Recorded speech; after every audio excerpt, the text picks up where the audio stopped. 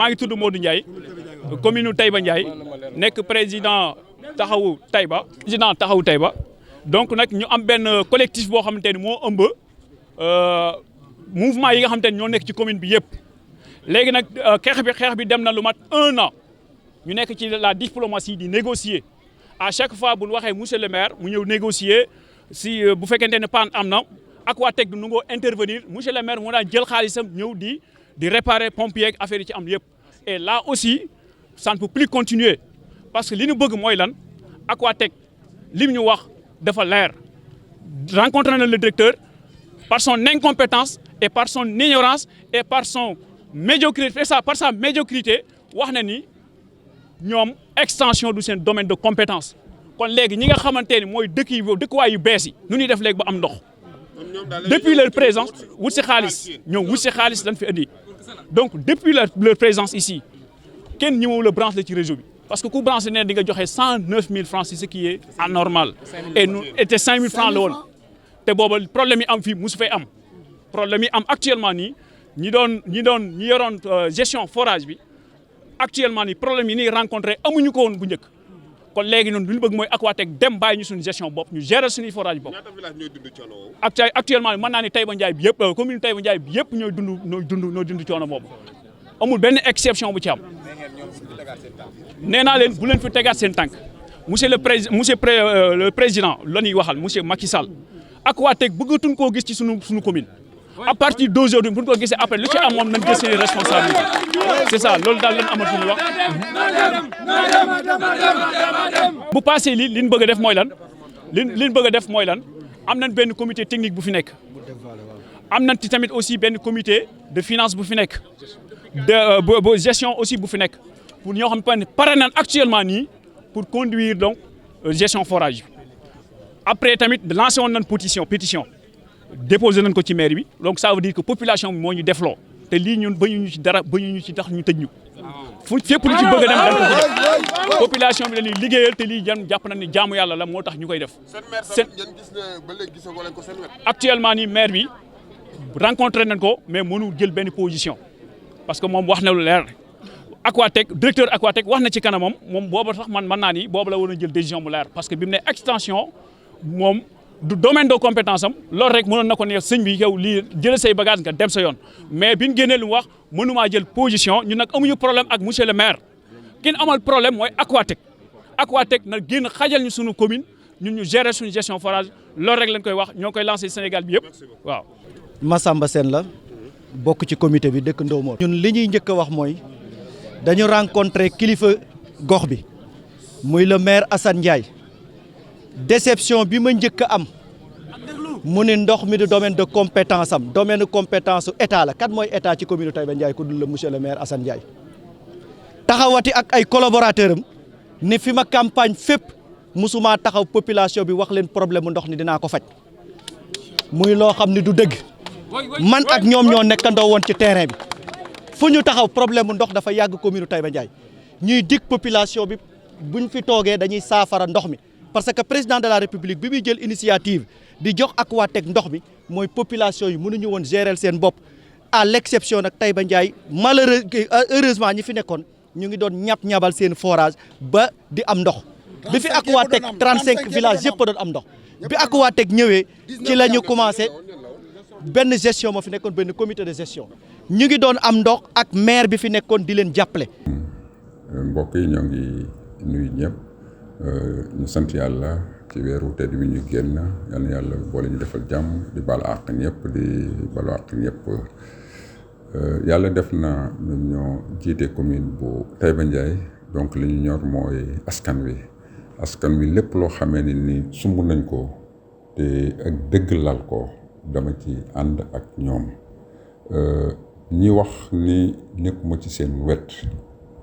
man de maa ngi jaamu soxlay doomu aadama yi soxlay population bu commune bu Taïba Ndiaye xeex nag il faut ñu xam lan moo ko lal d'abord buñ fi tuddee Aquatech ni Aquatech na fi jóge loolu nun day màqaama moomu amuñu ko ndax état bu Sénégal bi mu demee ba ci biir dafa bëgg a yamale ci la séddale réseau ndox mi ci Sénégal yàlla def na ñu tombé ak Aquatech yaakaar naa ni bari na réseau yoo xam ne ni yor nañ ko ñu ngi ci góorgóorlu ñoo ngi ci liggéey ab xeex nag boo dee kii na fi jóge te ñun ñu nekk ab démembrement bu état te état bi indi ko fi lii man ñu jéem a xool ànd ak Aquatech xool li nga xam ne ay manquement la ñu jéem a trouver ay solution problème mu ndox nag li ci gën a am solo mooy nañu am ndox mu doy nañu am ndox mu sell coût bi li muy jar itam na ko population yi attan. fekk na askanu Taïba Ndiaye dañoo gën a bëri sax. askanu Taïba Ndiaye dañoo gën a bëri 3 forage ñoo am ci commune bu Taïba Ndiaye forage yooyu moom wax dëgg yàlla doyul pour wax la ñun bi ñu toogee léegi ci 2 weer lay toll. mais occasion bi ma am rencontré monsieur le président de la république di ko sant di ko gërëm li ma ko wax sama priorité des priorités nañ ñu wutal benn forage ñu dolliwaat ko ci ñu mën a am benn château d'eau ñu dolli ko ci kon pour wax la rek ni la mbirum ndox mu commune bu Taïba Ndiaye ñor nañu priorité boobu moom laa ci jiital am na ku delluwaat fan yi bi mu dajee ak moom daka ne naka ndoxum Ndo Mor ma maa ngi Assane wax na ma ko man maa ngi ci incha allah daañu essayer de trouver solution comme pour wax la rek ni la. ndox mi extension boobu ñuy wax yéen a ngi ci. ndox mi yitteel nañu ñoo ngi ci bu baax a baax jéem a trouver solution munoo nekk ak population yi te duñu naan yow ngay tëdd di nelaw munul nekk kon démb rek jour Korité ñu ngi ñu woo Maka Gueye bi ndax ay coupure courant dafay amoon su forage bi dee pompé château d'eau bi du mën a fees. donc am na zone reculée yi ndox mi du àgg foofu donc ñoom seen tabaski ñoo ngi leen di massawu donc ndox mi xam nañ ni manqué na fi waaye nag ñoo ngi ciy def ay jéego di ci waxtaan ak kilifa yi te yaakaar naa daañu am solution. tamit beneen wax ji moo di ñoom nee nañu waxtaan nañ ko ci bi ngeen di campagne sax yeggee woon nañ la jafe-jafe boobu mais dafa mel ni tey jii daal loolu mosoo leen ko wax campagne. waaw jafe-jafe. ndox mu manqué de ñun xam nañu ko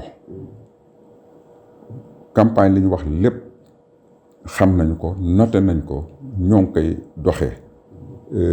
ndox mi nee naa la ñoo ngi trouver solution manquement am na dem nañ ba ci la haute autorité la plus haute autorité du pays ñu waxtaan ak moom wax ko jafe-jafe yi ñuy dund foofu mënuñu ko weesu donc lu ñu wax ci campagne bi lii ñu wax nag bi ñu yoree maire bi moom moo ëpp solo te dem nañ ci maire bi ci président de la république ne ko ndox mi dafa manqué commune Taïba Ndiaye te ñi fi nekk jóge fi foo mos a dégg ñu naan la 100% ndox 100% courant léegi nag les résultats sont là. d'accord beneen laaj bu mujj bi peut-être mooy c'est pas ndax amul kii c'est vrai que branchement yi waa Aquatech ñoom moom seen mbir ñoom ñooy def ñooy xool njëg li lan la mais ñoom dañoo jàpp ne dafa cher ndax côté boobu tamit mënoo leen ci dimbali waxtaan ak waa Aquatech ba ñu wàññi ko parce que 100 et quelques mille c'est un peu exorbitant pour. waaw 109 750 moom la branchement bi su ma juumul moins de 20 mètres mais lépp. waxtaan la parce que ñun dañoo fi Aquatech ni mu koy defee Taïba Ndiaye noonu la koy defee feneen defe ko feneen mais suñu njaboot lañu suñu toogee ñu waxtaan ñu mën nañ ci commune bi mën na ci supporter une partie ñu jàppale leen ko ndax ñoom itam suñu njaboot lañu mais loolu dafay laaj waxtaan mais bu ñu toogul waxtaan jël seen beru yoonu bopp ni Aquatech dégage te ñun amuñu maqaamam génn fi Aquatech problème day am mais loolu lépp waxtaan la 109 750 bu njëkk boo gisee ñoom ñenn ñi dañuy jël ab tuyau diamètre 25 wala diamètre 32 ñëw xëcc ko ñëw gas indi ko bu ndox mi bu ñenn ñi utiliser kooku du mën a am ndox mais lii dañ ko standardiser ñu xool tuyau boo xam ne diamètre bu normal la quel que soit alpha ki ñu ko defal bu ndox mi bu ñu ubbee ndox mi kooku dina am ndox waaye nag anarchie bi amoon fii moom la ñu bëgg a corriger moo tax bi ñu ko calculer au niveau national muy 109 750 mais commune bi bu ñu waxtaanee ak njaboot gi waxtaanee population yi war nañ cee mën a jàpp.